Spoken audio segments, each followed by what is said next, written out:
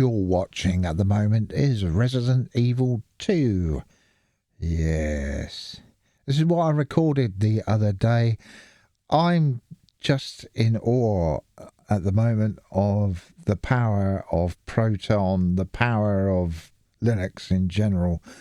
It's just absolutely amazing. I'm playing, this is Resident Evil 2. I played here in Linux. This is Claire's side of it. This is the remake, by the way. And I was mucking around in Davinci Resolve. I thought, well, I wonder if there's a way that I can reverse this video and then maybe just make a talk sort of thing, sort of video while you're watching whatever's going on there. I'm absolutely blown away by it. Really am. Just blown away with what I can do here in Linux. And with this, of course, I've got part one. This one, Claire's already on up there to YouTube. I'm just having fun. I'm just documenting the games that I'm playing, you know, here in Linux, and I'm just having a really good time. I haven't got to worry about being AI or anything like that. I haven't got to worry about all that bollocks. I'm very lucky. I'm a very lucky person. I think I'm very lucky indeed to have, or to be able to actually have a Linux operating system that does everything that I ask it to do. Not a lot of people are that lucky with their hardware as what I've been with this. I'm just absolutely blown away. I'm using the Go XLR as well, and it just works flawlessly. My voice gets picked up lovely. No griping or anything. It just works once you've got it set up. I'm just blown away by it all. I really am. I know that I'm in for a good time every time I switch on my computer. And this is running at over 100 odd frames per second, and sometimes up to 300 frames per second. I'm just blown away. Yeah, it's speeded up slightly. I've speeded it up, but she's reversing, you see. So it's the game, but round the other way. I just thought, yeah, let's just render it this way round. I didn't do the sound on it. I took the sound off, but just rendered the actual video. And after rendering it in Davinci Resolve, of course, in Davinci Resolve, your videos are always massive, the end file. So what I do is put it on through to Handbrake, and it just renders them up smaller, so I've got smaller files to upload. Bloody amazing, mate. Bloody amazing. And we've got the subtitles on here as well, because I activated them in the game. I'm also experimenting with subtitles at the moment, so I hope to God that the subtitles are coming up on screen. I think they are. They should be. And they should be pretty animated as well with the timing of my voice. Oh, yes. So, yeah, I'm using Nexus mods on this game. Absolutely fantastic. The RE framework, I thought, well, let's give it a try. Let's see if I can get it running. And lo and behold, just bloody works straight on out the bag. I am so pleased. I didn't realise that Nexus mods would work here in Linux or in Proton, but for the RE framework, if you download the right one, you can get it going here in Linux, and you can add whatever script goes with the RE framework. So I've got infinite ammo on here, and I've modded the enemies so that they're weaker, and also they move slower as well. I'm just mucking around in Linux. I'm just having the time of my life. I've done this game to death ordinarily, and I just thought, yeah, let's muck around with it. Let's see what we can do in Nexus mods. Absolutely blown away by it. Just worked. Just said, yeah, all right, I love that, and it done it. And yeah, no, amazing. I didn't realise that we could do it, and it just worked. Just worked straight away, and I was like, what the hell, you know? Now, with this game, of course, I'm using Proton GE 10-34 version, and having the time of my life. What else can I say? Linux for me is just everything now. I've got it all in one. I've got it all on one computer and in one OS. I'm not dual booting or anything like that, or dual booting any other Linux. Definitely not having it Windows installed ever again. A bloody proprietary system when I don't need it. And like I said earlier on, I'm one of the lucky ones. I am lucky in the fact that I'm able to do all this. Play my games. They've never looked so good. Never ever looked so good as what they do here in Linux, you know?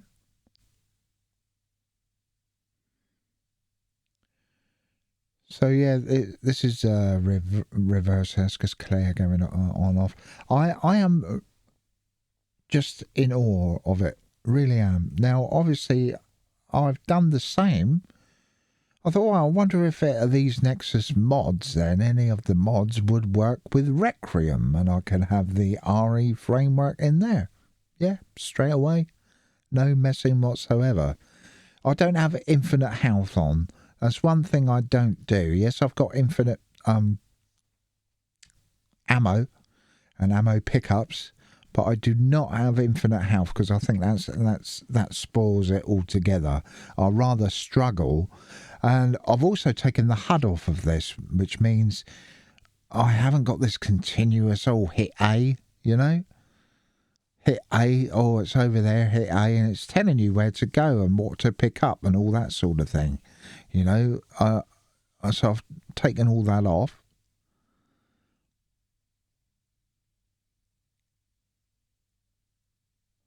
And I'm just having the time of my life.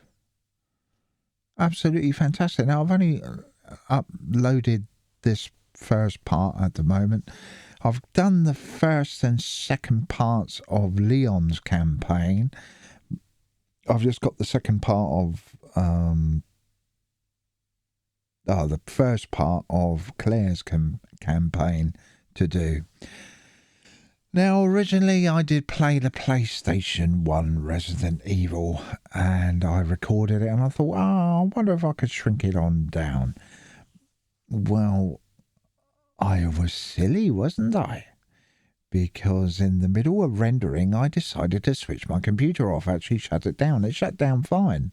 And I thought, right, okay, so that must be done now. And I rendered it up, and I thought, bloody hell, 15.1 gig for 4-hour video? What the hell? I thought, no, hang on, the original file that I made up was over 8 hours, because you're playing 2 parts in the original. And of course, with the original games, the original Resident Evil games, you didn't have all these push A to pick up stuff and all that. You didn't have all these prompts, on-screen prompts and what have you. You just used your controller, go around, and you just hit everything. You just hit action on nearly everything to see what was pick-upable, yeah, to see, and that, you know. So I wanted it back into that vein, and I wanted to see if I could aim properly as well, because if you turn the HUD off, of course you got no aim. You got no aim on screen whatsoever. There are mods out there that you can get, and you can switch the HUD off inside the settings, but your aim will still be there. But I thought, no, I'm going to do it without. And there you go. I'm like that cow, over the moon. Really am. And like I say, I'm for the third time, I'm one of the lucky ones that have actually gone away from a proprietary system and actually been able to come on over to Linux. But like you know, or some of you might know, is that I've used Linux since 2010. Ubuntu. Back then, Lucid Linux. That was my very first Linux. And yeah, that was good.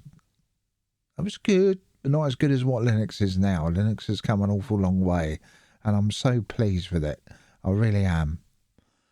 So pleased the way that it's come along, leaps and bounds. It really has. And this is Linux Mint, of course. This is my lovely Linux Mint 22.2 Zara, and I'm staying on this because I'm not going to go up to the 2022.3. The reason being is because they've made their own icons for the file manager now, and it's just half triangles. It's in keeping with GTK4 and also with Adwaita theming. Yeah, I wasn't happy with that. So 22.2 is the last one that I can actually have arrows on inside my file manager. Proper arrows for back and forward and back up a file or whatever. It sounds petty, I know, but at the same time, what am I? Call me a perfectionist if you like, you know. Linux Mint has come an awful long way as well, and for what it is, it might be slightly behind with apps and whatever. But I am with the environment here in Xfce. They're still on the 418, but I'm up onto the 420 now here in Linux Mint. Also using a low latency kernel as well. Licorice, it's called. I'll leave the link down below on where you can get it. If you've got the right hardware, you must have the right hardware to run it on. I'm not sure if you can just have it on the laptop. You might be able to, if you're gaming on a laptop. Because it's meant for gaming. It's a gaming kernel, and so I've told the update manager here in Linux not to update to 6.8 or whatever. So I've just downloaded actually the new Zorin 18.1 Lite, which is Xfce, their iteration of Xfce.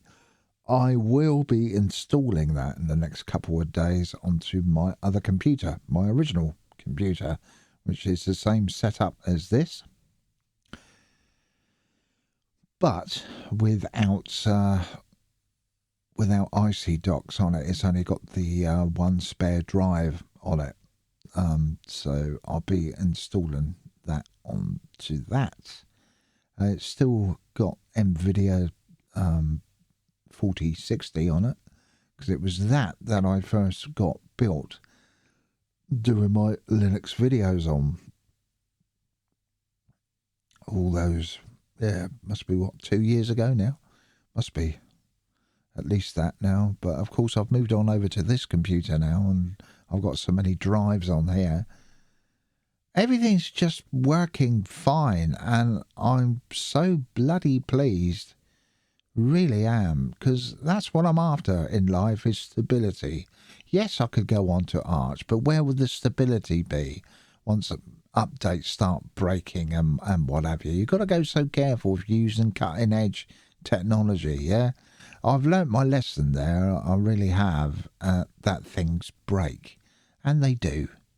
No matter what Linux you're in, something will break somewhere along the line. But there's always people out there, especially in OSs like Linux Mint. They're always out there and they've always got fixes, you know. And Ubuntu, Canonical, are fantastic at fixing stuff. Security-wise, they are brilliant. They just get it done. They just patch stuff on up. And it works. And the vulnerability is no longer there or running anymore, which is absolutely fantastic, which is what we need. I give Canonical their due. They do help out in that vein. Their operating system, for me anyway, Ubuntu, is rubbish. I'm sorry, but it is. It's just too heavy. And I did put in a comment earlier on that I think this is just my opinion or my speculation, if you like. I'm just being speculative. Ubuntu will eventually, I reckon in 2028, in 28.04, I reckon they will go fully snaps throughout the whole of the system. And will go away from Debian altogether. You will be able to still install Debian files, but it won't be based on Debian anymore. It'll be snaps only, including a kernel that's made with snap packages inside it or something. Every single... Could you imagine how heavy that would be? Everything containerized like that. I mean, it's big enough already, isn't it? Then again, you see, 4 gig for an Xfce environment of Zorin, the new 18.1. I was shocked when I downloaded it this morning. It's like 4 gig. What the hell's on that then? They must have interlaced a hell of a lot of GNOME stuff on in there. I'm going to be taking a look at it very, very soon. Installing it onto my other computer, and I'll be doing a video in the next couple of days. So, you know, I haven't gone away from Linux altogether. I'm just enjoying myself playing games at the moment. And really, I'm just having the time of my life. Really am. Anyway, without further ado, that is it from me. Thank you very much for watching. I know we didn't get very far with Claire reversing herself. I mean, this is over, 4-hour long video, nearly 3 hours. I think it's about 3-hour long video, something like that. Just over 3 hours 15, something like that. But hey ho, what can I say? Just having the time of my life at the moment, and I'm so pleased. I love stability in my life, and Linux Mint has got it there for me. So I'm sticking with 22.2 all the way on through till 2029, when support for this ends, and we'll see what the next Linux Mint will be, because they're going to be taking their time now in releasing, which is fantastic really, because over the last few years they've been releasing stuff and they've been releasing them too early, I think, until they fully, and get their own, they want to get their own apps going inside of Linux Mint as well. So in that vein, they're saying, yeah, we're going to halt the release dates a bit. We're going to extend until we think that it's properly ready, which is fair enough. As stable as how this 22.2 is, I don't use Thunar, by the way. I don't use that at all. I uninstall that. In Arch, you can't uninstall Thunar if you've got another file manager going. You can't do it. It says no, can't uninstall that. Too many dependencies rely on it. Other dependencies rely on it, or other apps rely on Thunar. Whereas here in Ubuntu-based system or Debian-based system, can do it. Or in Debian as well, I can do it in there. I get rid of Thunar, which is absolutely fantastic. So I've just got the one file manager, make Nemo default throughout so I can open stuff in terminal and all that sort of thing. With G setting scripts that I've got. Fantastic. Absolutely fantastic. Just blown away, I really am, and having the time of my life with Linux at the moment, and this is where I am. I haven't got to go to another operating system. I'm settled here in Linux Mint. I have, even though I'm going to install Zorin OS because I want to have a look at it, see if they've improved their Xfce environment, or have they still got too many GNOME stuff going on inside that. I'm not sure. Anyway, that is it for me, definitely now. Thank you very much for watching. Bye for now.